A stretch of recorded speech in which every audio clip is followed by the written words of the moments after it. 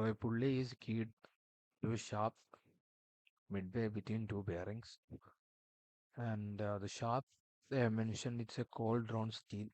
So the material is steel and it is cold, and it is having ultimate strength of 550 megapascal and yield strength of 400 megapascal. Then the bending moment is also given and it varies from minus 150 newton meter to 400 newton meter. And the torque is also applied through shaft in addition to bending moment, and it varies from minus 50 newton meter to 150 newton meter. So we have to determine the diameter of the shaft for infinite life. That's the condition. And other parameters given us are the fatigue stress concentration factor for bending moment, and torsion is given as 1.6 and 1.3. Okay, so that is the KTF and KSF. So for torsion will be shear stress.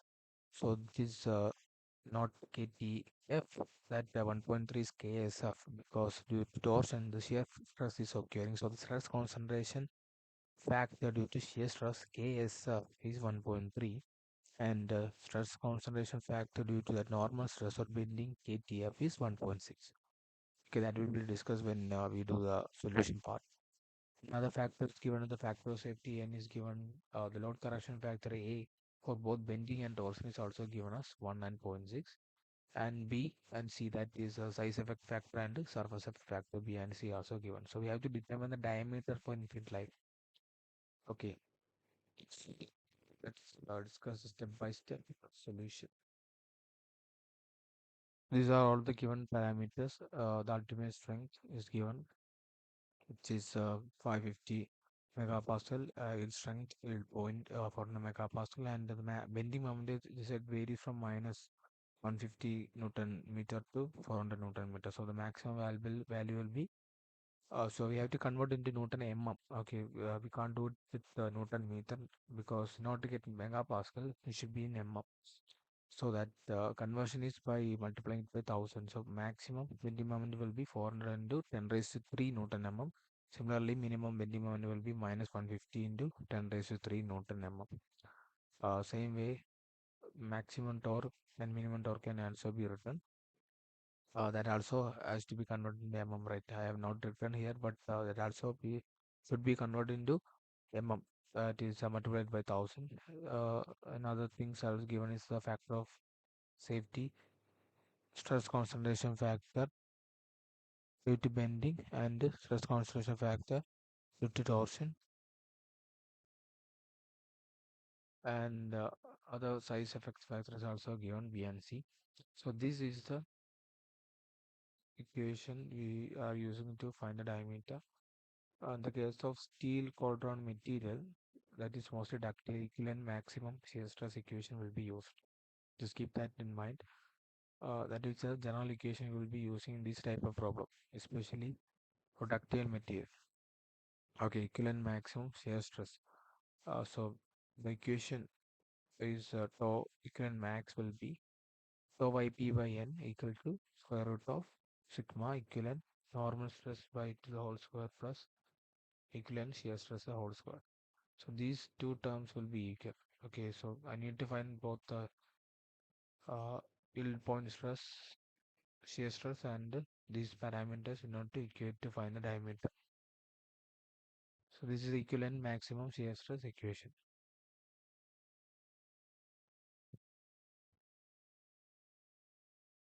So we need to find the individual term this equation, equivalent maximum shear stress.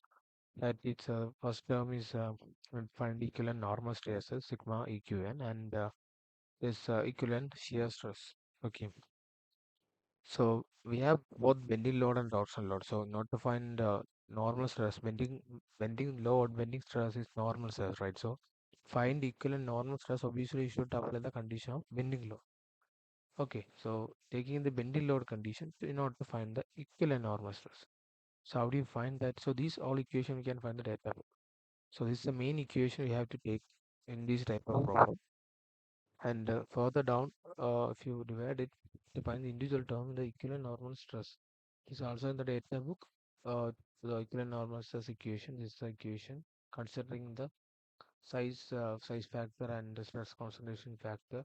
This is the equation. Here also we need to find various terms. The first one will be the mean stress sigma. So mean stress is basically maximum stress by minimum stress by 2. So since we having uh, it's a bending condition, stress equation will be m by z. Okay, this small m means mean. So m by z is the equation. So if we substitute individually in this sigma max and sigma minimum, we could get the final equation as mean stress for the bending condition. The mean stress considering the moment. This will be the equation. Maximum moment by minimum moment by 2z. That is a section modulus. Okay, and here, so since we already have negative term there, the net effect will be difference. So we got the mean stress in the bending condition of 1.27 into 10 raised to 6 by d cube. Okay, we got the first step. So we got sigma im.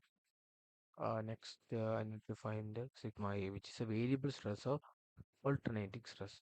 So that can be given by this equation. Sigma e will be sigma max minus sigma minimum by 2.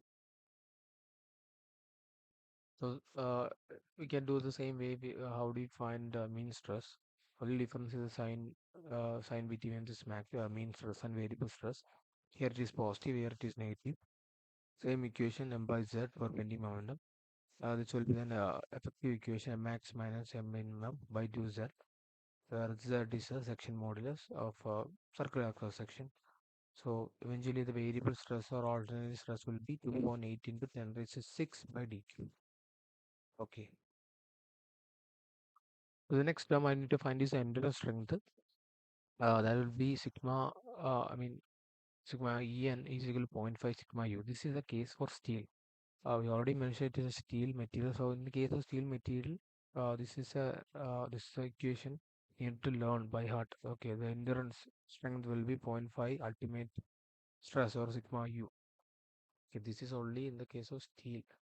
Just keep that in mind. Okay, this is always in the only in the case of steel.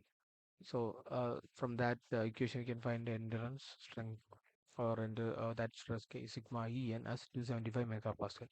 So I now have all the parameters to substitute in this main equation to find equivalent normal stress. Because yield points also given the question, but endurance strength is not given. It was not given the question that I need to find by using the ultimate stress. So I have all the parameters. So substitute in this equivalent normal stress equation, we get 9.9 into 10 raised to 6 by d cube. Okay, the first part found next by applying torsion load. Okay, in addition to bending load, torsion load is also applying to the shaft. So by considering the torsion load, we will be finding equivalent shear stress. Okay, this is we'll be using torsion case to find the tau equivalent, because that's also in the main equation, right? So to find the equivalent shear stress, uh, this equation can be applied. It's also available in the data book. So same way we do bending moment case, we need to find mean stress, and variable stress in the case of torsion load. Same man. So max plus tau minimum by 2. Here, if you take the individual equation for shear stress in the case of torsion, it will be T by ZP. Okay, ZP is the polar section modulus in the case of torsion load. It's so eventually the mean stress actual equation for mean stress will be T max plus T minimum by 2 ZP. So ZP is not section modulus and polar section modulus are different. Here it is pi dq by 16, but section modulus is pi dq by 32. So substituting to this equation, we get mean stresses 254.64 into 10 raised to 3 by dq. Same manner we need to find the variable stress, just like we found out the variable stress in the bending momentum. Only difference here is a negative sign. Okay.